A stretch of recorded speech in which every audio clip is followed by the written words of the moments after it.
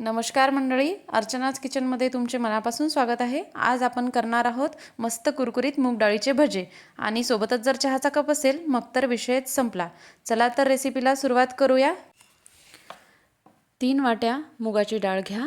सालीसकट असली तरी चालेल किंवा बिना सालीची असली तरी, म्हणजे मुगाचा जो मोगर मिळतो तो जरी घेतला तरी चालेल। 3 वाट्या डाळ 2-3 वेळा स्वच्छ पाण्याने धुवून घ्या।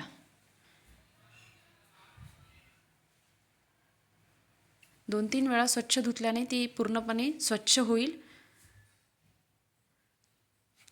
आणि 2-3 वाट्या पाणी घालून 3-4 तासासाठी भिजत ठेवा।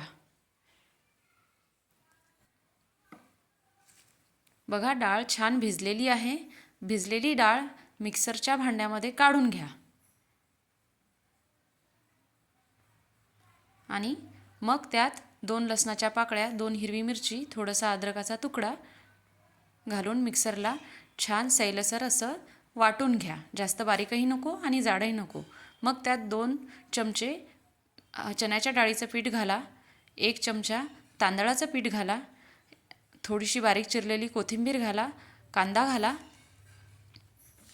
मग सर्व मसाले म्हणजे चवीनुसार मीठ, धने पावडर, लाल तिखट, हळद, जिरं, ओवा हे सर्व साहित्य घालून व्यवस्थित पीठ भिजवून घ्या।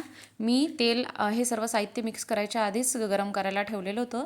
तेल गरम झालेलं आहे। आता छोटे छोटे लहान लहान आकाराचे भजे तळून घ्या। बघा, लालसर रंगावर मस्त खमंग असे भजे तळून घ्यायचे आहेत आपल्याला।